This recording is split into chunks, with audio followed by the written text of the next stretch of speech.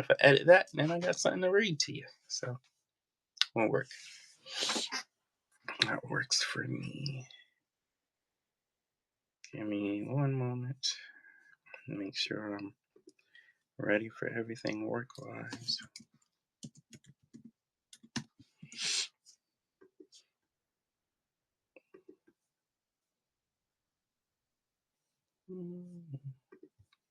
Okay. Yep. Okay. All right. So the story is called The Kingdom of Darkness, and this is my second read through for editing. So, if you hear anything that's messed up, just put it in the chat. Okay. Hazel eyes glared up at Eric as the sun kissed the dark skin of his back. Eric examined the crimson figure and sucked his teeth.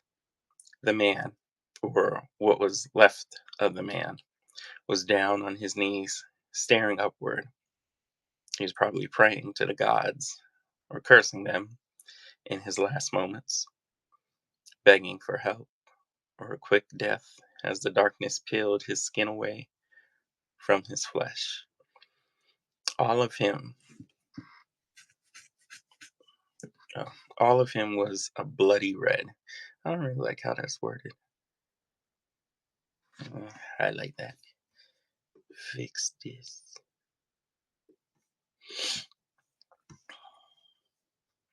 One moment.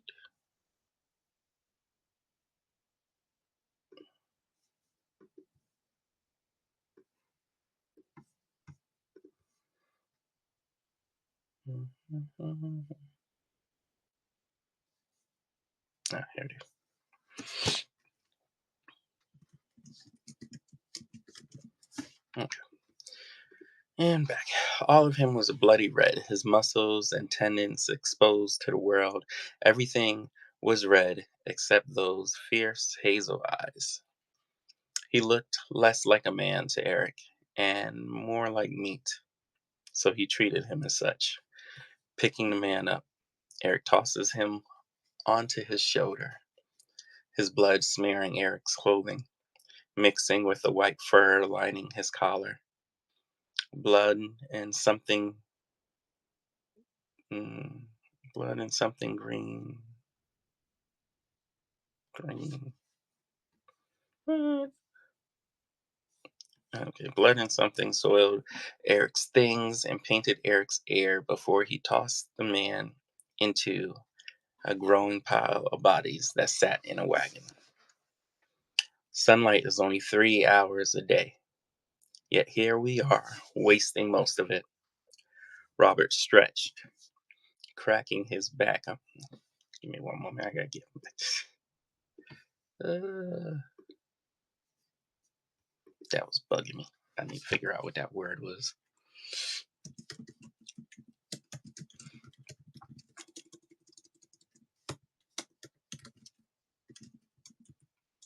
I'm pretty sure it's supposed to be grimy, but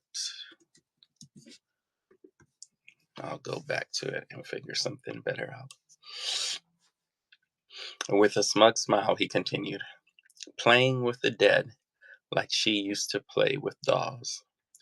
Eric rolled his eyes at the yapping going on behind him before turning and giving Robert the attention he was craving.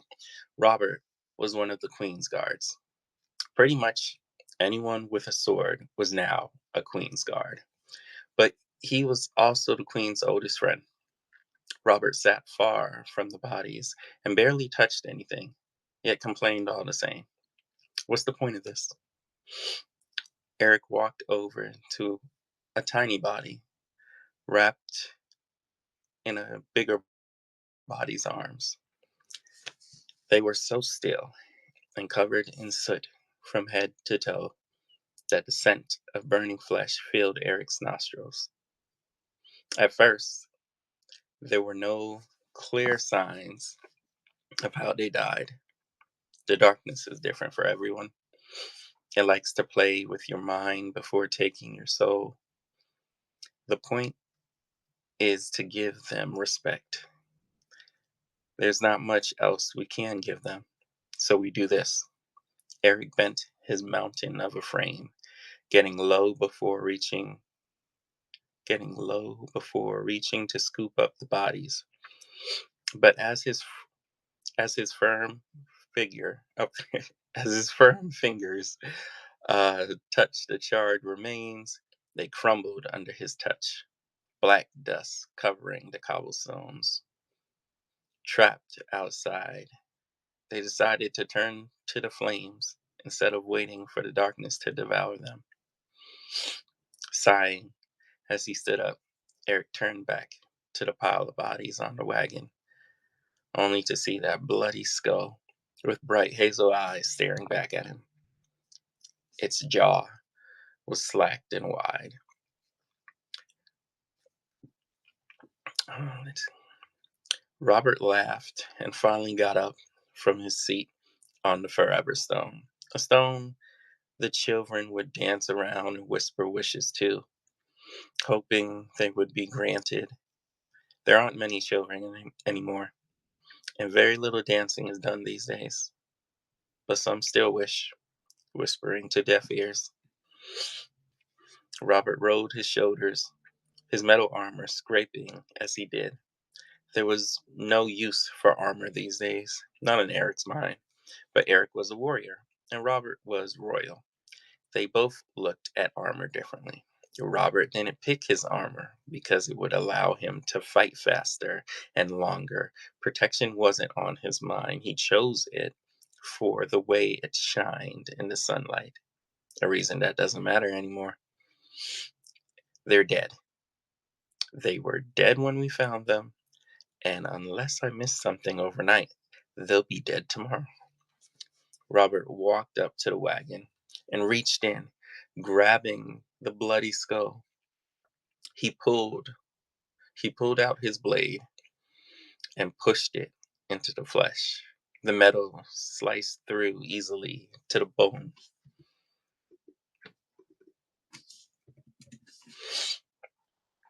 They say the darkness makes you mad. The whispers. Maybe we should all get our heads checked and figure out why we're playing her games. Robert ripped the skull free from the body and moved its jaw up and down, mocking the dead. You should leave us where we died. Drink and be merry. Robert nodded and pointed at the skull. This man is a wise man. He turned the skull over in his hands and sighed. Or was.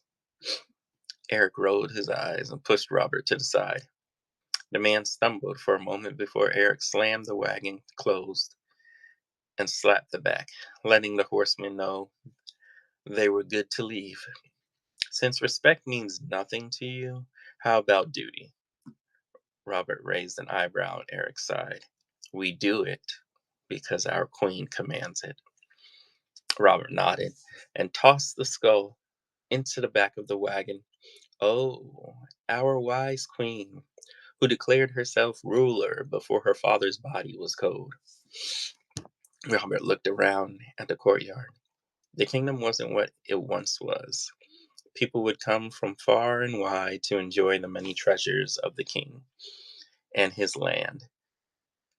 Now no one comes in or goes out. The once proud people were growing jaded and crazed at times. Even when there's no one to blame, they seek someone out so they can pour their hateful venom into. The easiest target is the one who wears the crown. Yes, let us run through these filthy streets collecting the dead for our queen. But let me ask you this. Eric had already started strolling down the cobblestone path toward the dragon's spine, ignoring Robert's complaints. Robert ran up beside him, cutting him off by placing his hand on Eric's chest. All eyes were on them. They always seemed to attract the attention of the people when they came down the dragon's spine to collect the dead. Robert glanced around with a smug look on his face as his voice grew louder. I know why you have to listen to her. But the rest of us aren't lucky enough to be between her legs at night. So why must we risk our lives and time for what she wants? Eric looked down at Robert's hand and then turned his gaze to Robert's soft brown eyes. The most incredible sight I had ever seen was a one-armed swordsman. He told me he trained his whole life to be equal to and even more than most men. You are a spoiled and rich little boy of a man, one who has no skill for the blade whatsoever. So when I remove your hand, Eric's large hand grabbed Robert by his forearm and bent his arm to the side, removing his fingers from Eric's chest. What will people think when they see you? Robert laughed and then groaned as Eric continued to bend his limb. I see I've struck a nerve.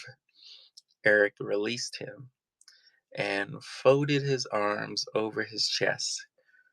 The day my queen is done with you, I will end you. I'm not scared of you, Robert hissed as he rubbed his forearm.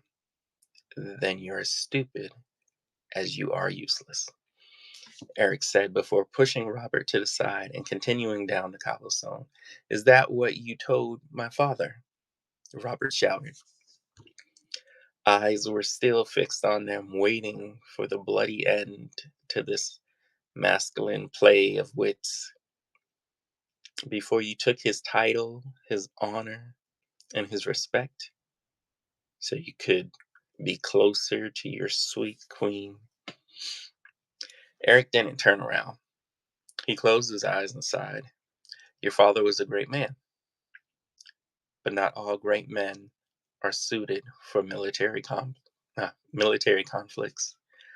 The Master of War title was too much for him. Eric turned around slowly, and everyone would still have respected him and called him honorable had he not gone mad and murdered your mother and then himself. Robert rushed forward, his hand going to his side for his sword. Don't you talk about them. Eric's right fist went out first, slamming into Robert's nose. Blood poured freely as soon as it impacted. Eric's left open hand came next, bashing into Robert's.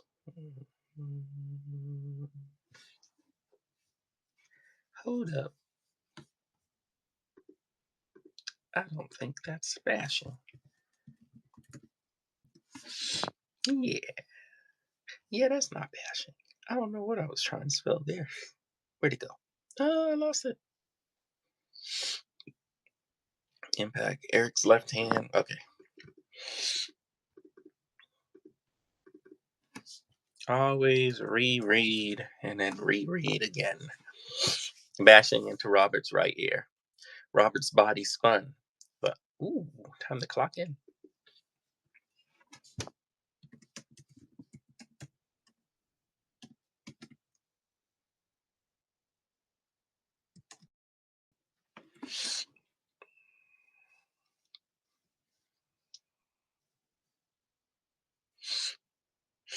I'll probably end this around my first call.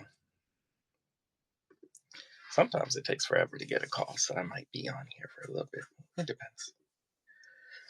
Okay.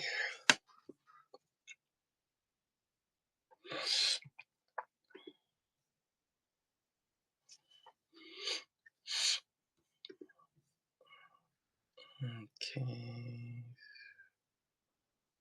Robert's body spun, the armor weighing him down, making him unable to catch his balance. He tumbled to the ground.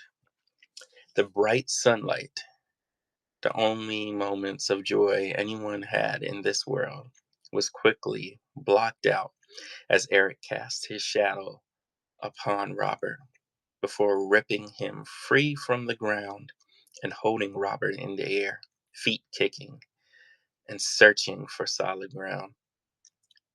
Blood, blood ran down Robert's face as Eric held him up by his armor, staring at him.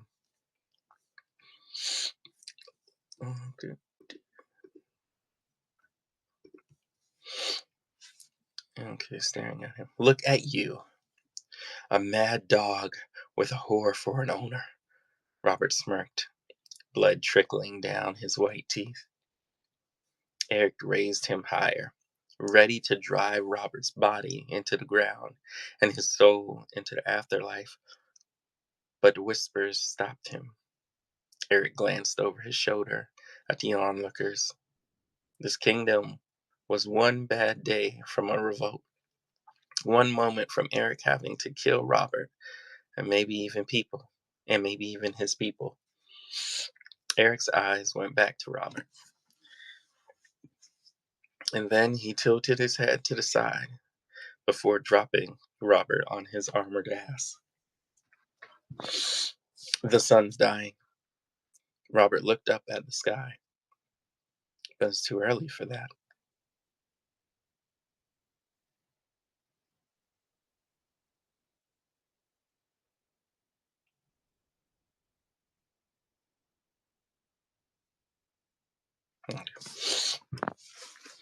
Eric pulled his bell from his belt and started ringing it in the air. The sun is dying. Time to get indoors. Y'all could probably tell that I watched from that. Like, ooh, yeah, I love From. I can't wait till From comes back. Eric looked around at the people. If you need fire, keep the darkness at if you need fire to keep the darkness at bay, let the guards know before lock-in. Eric turned at all the eyes upon him. The light was starting to fade, and his shadow wasn't nearly as big as it was moments ago. Eric walked over to Robert and put out his hand. Come, let's walk back to the castle. Robert slapped Eric's hand away and pushed himself to his feet. I don't need your help, dog. Eric nodded and watched as Robert slipped into the bustling crowd who were getting ready for the lock in. Eric rolled his neck and then began ringing his bell once again as he walked through cobblestone streets. The sun is dying. Return to your homes, light your torches, and lock your doors. Ignore the voices. They mean you harm. The sun is dying. Everyone knows the realm is at its end. Once the sun sets for its final time, there will be nothing left but survival. And for some, that will only last a handful of days, if that. Yes, the sun is dying, and the darkness will be fat and full when it does. The darkness has claimed many during this era, and many have seen no point in carrying on. They walked into the darkness or fashioned themselves a noose. Eric liked to believe that those that were left were survivors who in some way could win this war. But speaking with Robert always reminds him that warriors die on the battlefield, while cowards die in their beds at a ripe old age. The warmth of the sun on Eric's skin was fading. He could feel the cool breeze of the night creeping in. He claimed, okay, claimed. He climbed the steps known as the Dragon Spine, a steep incline of steps leading from the courtyard through the common homes up to the market and finally to the castle. The Dragon Spine was created for easier travel throughout the kingdom and to forever have the people looking up at the royal family, reminding the commoners of their place. Eric also believed it was put in place to deter them from coming to speak with the crown for petty manners. Eric took the stone steps two at a time, swinging his bell along the way. When his feet finally hit the flat land of the market, Eric smiled at the people. Has anyone come up with a faster way to do this? Or a way to not do it at all? Laughter filled the market, and Eric swung his bell, bringing them back to the moment. The sun is dying. Final sales, then pack up and go home. A hand slapped onto Eric's shoulder, and he turned to see one of the Queen's guards, Damon, smiling. I'll tell, uh, I'll take the bell from here, sir. I've never been a sir, just a war dog like yourself, Damon. No, you're nothing like me. You were good at it, Damon said as he took hold of the bell and began swinging it. The sun is dying. Eric turned to face the final set of the dragon's spine, and when he did, he saw Eartha and her daughter Hannah carrying two sacks to the bottom step. Eric rushed over and quickly slipped the sack away from Hannah. Fair lady, this work is beneath you. Hannah nodded. I do agree, Sir Eric. If only we had a dragon to carry us the rest of the way. Eartha laughed, patting Hannah's black braids that ran down her back and kissing them softly. As if you wouldn't run away screaming at the sight of a dragon. I wouldn't. I would ride it and save us from the darkness, Hannah said with a smile. Then Eric bent down, rushing his head between Hannah's legs and lifting her up onto his shoulders. Hannah held onto the top of Eric's head, playing with his thick dreads. I'll take I'll take that too, Eric said to Eartha as he took her sack into his hand. She smiled as the three continued up the steps. Eartha stretched her back, cracking it and letting out a long sigh. What was that mess down there with Robert about? His father? Eric rolled his eyes. The Queen. Eartha laughed. You took a lot from that man. I didn't take anything. I just happened to show up when the universe decided it was time for him to lose it all, Eric said. Oh, you're a soldier of the universe now. Fancy, Eartha said, looking up at Eric, who didn't share the same look. His was of worry and pain. I'm not much of a soldier of anything these days. I don't even know what you would call a soldier in a war you can't win. Eric sighed. I feel like we should be fighting, but all we're doing is surviving. Eartha rubbed her hand. Oh. Eartha rubbed her hand softly on Eric's shoulder. No man can defeat darkness. It will always be there. All we can do is keep it at bay. Eric looked down at Eartha. She was young, with beautiful jet black hair, with let's see, with beautiful jet black hair and silver and gray spun throughout. The aftershock of losing the sun and peering into the darkness for the first time. I wake up, I come here, pick up the dead, and ring a bell. What good am I in a world like this? If that's all you think you do, then you haven't been paying attention. You help people, Eric. If the strongest of us is still waking up and pushing forward, then the rest of us can too. Even with empty stomachs, Eartha said as she rolled her eyes. Eric nodded and looked back up at the staircase.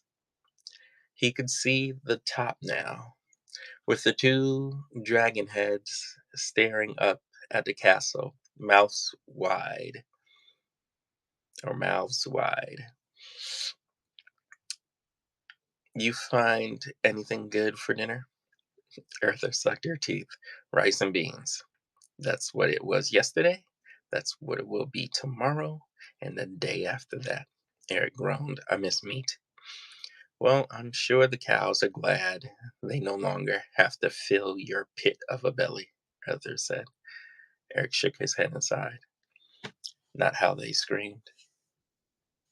The trio was quiet for most of the journey until Hannah leaned over and looked Eric in the eyes. The dragons would be great to have now. They could light all the torches and fly us up and down the steps. Eric nodded, and Hannah sighed, sitting upright on his shoulders. Do you think any survived? Sadly, the dragons were gone before anyone even knew we were under attack. Eric felt Hannah's hold weaken, and smiled. But maybe one flew off, far away from here, from the darkness and madness. Yeah, maybe it flew to the sun and will light it again. Hannah patted Eric's head. I like you. You're smart. Eric smiled. You're the only one that thinks that these days. Eartha laughed. Oh, poor, handsome, and lovable Eric. Eric smiled. You think I'm handsome? I would push you down these steps if you weren't holding my baby, Eartha said. I'm not a baby, Hannah replied. Eric sighed. They questioned me. I feel them watching me, wondering why I'm not ending this. No fool in the kingdom believes this can be ended.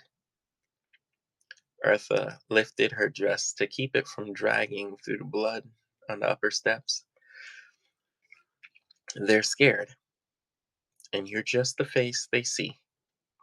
They have no one to voice their fears to or question. They have a queen, Eric said. Eartha shook her head. We have a queen. As far as those at the bottom are concerned, she's dead. No one sees her.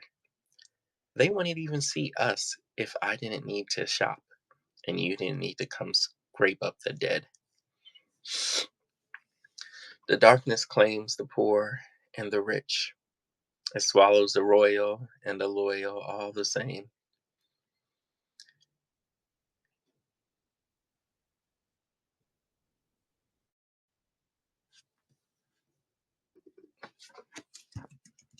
Yeah.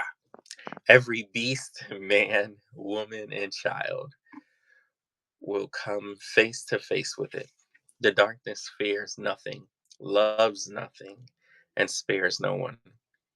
Those were the last words of the king before his heart gave out and pulled him from this world. Those were the words that ran through Eric's mind every time his eyes landed on the castle gates. She cares about us. Eric released the words into the dim gray of the day. Eric leaned down, allowing Hannah to jump to her feet. Eartha took the two bags from Eric's strong hands and smiled. We all are holding on to something to survive the night, be it anger, love, or lies. Eartha leaned forward and kissed Eric on the cheek. Your lies just happen to wear a crown. Okay. One moment while I check in with work.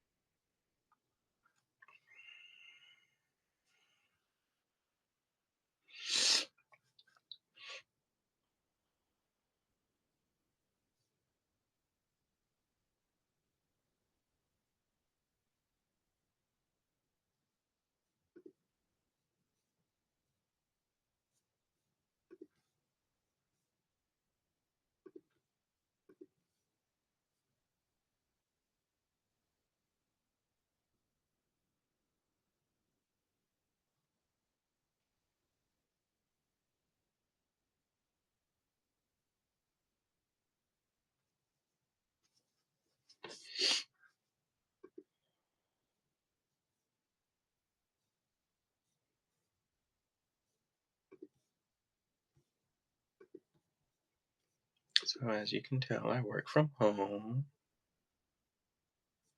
and I love it. It's probably the best job I've ever had. Most of my adult working career was in the food service industry. I don't know why I said adult working career, like as if I worked as a child. I didn't. Okay. Okay, where are we? Okay. These days, Eric's mind was constantly filled not with the images of the dead or the ones missing eyes or faces. No, that was a body. He had seen many of them on the battlefield. Eric's mind was filled with questions of self worth and of his queen. Is she doing right by the people? If she isn't, what does that make Eric? A guard dog? A fool? When the large doors to the throne room opened and Eric stepped in, he could see her. Her body was covered in soft silk fabric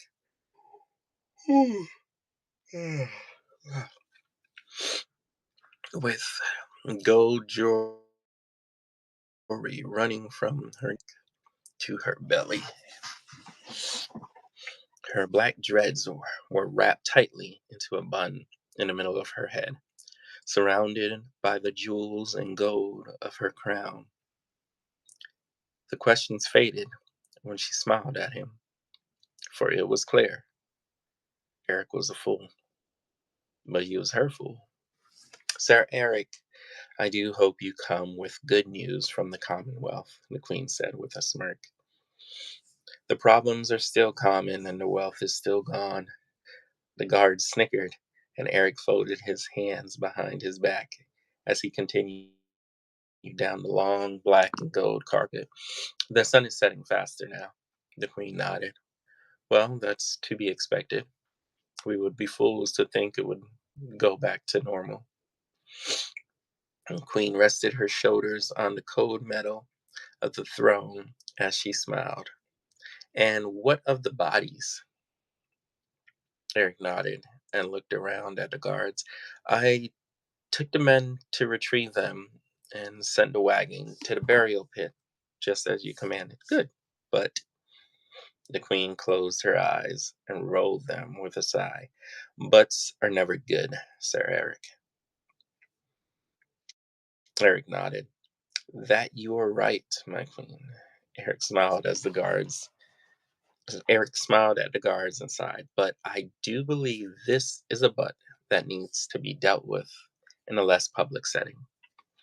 The queen smiled and clapped her hands. Leave us at once. Without a question, the men came to attention and then exited the throne room one by one, closing the large doors behind them. The queen's index finger extended, and she beckoned Eric forward. Like the other men, Eric moved without question. The leather of his boots thumped along each step as his his stone chiseled body rose up in front of his queen. When he was just below her line of sight, he put her hand on the top of wait, when he was just below her line of sight, she put her hand on the top of his head, holding it firmly. The public is gone. Just how will you deal with me, Sir Eric? Eric smiled and placed his hand on top of hers before taking the next step up. He towered over her and leaned down, taking her soft brown lips into his own. If the world should end at that moment, then it would end with Eric in his happy place. Pulling away, Eric sighed. While this is most definitely how I want to spend every evening, we do have a real matter to deal with. The queen turned her head to the side and smirked. So you weren't just teasing me in public? Eric shrugged. Yes and no. The queen slapped his chest and groaned. What's the life or death matter that keeps you in your clothes, Eric? The queen dropped onto the throne, pouting as Eric folded his hands behind his back again. Something must be done about Robert. Robert. The queen adjusted her dress to cover every bit of skin on her legs as she closed her eyes. Why are we talking about Robert? Eric got down onto his knees in front of his queen, and his eyes locked with hers. Same issues, just louder. I worry. I worry should he start questioning you in front of the wrong people, we'll have an uprising on our hands. Eric's hand rested on the queen's knee, ever so careful not to move the silk off her skin. I can do most many things, my queen, but not even I can stop an uprising, fight the darkness, and keep you safe all at once. The queen's fingers ran along Eric's dreads before locking her hand around his hair and pulling his head back playfully. Oh, I think you can try. It would make me very happy. Eric smiled. Yes, but seriously. The queen released him and her head back dropped her head back. You're the one sending mixed signals, the queen hissed before closing her eyes, taking a breath and leaning forward, nodding. If Robert is refusing to show respect or can't follow simple orders, then he can find his way through the dark like the rest of the kingdom. Eric nodded. I can let him know that. Maybe a threat is just what we need to put an end to his complaints. I better fetch him. The queen leaned forward and kissed Eric on his forehead. We will tell him together. His main concern is the amount of time we spend, or the amount of time being used to move the bodies. He believes we should leave them where they drop, Eric said. The queen curled her fingers around one of Eric's dreads. And what do you believe? I would say our time is better used trying to fight this. But I'm reminded time and time again you can't fight the darkness. The queen nodded. We can't. It's a cold fate for all of us, which is why we move the bodies to allow them to think of something other than dying, if only for a moment. They blame us. You can see it on their faces, Eric said. The queen smiled and leaned back. Mm.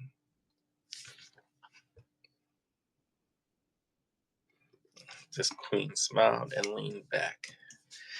They blame me, and it's only natural for dogs to bite the hand that feeds them when the food disappears and the fear sets in.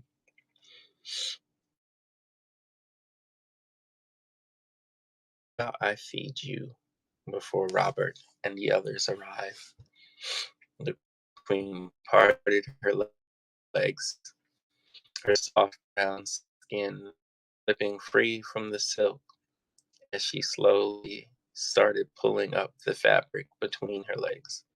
Eric licked his lips as he got down between the queen's legs. Yes, my queen.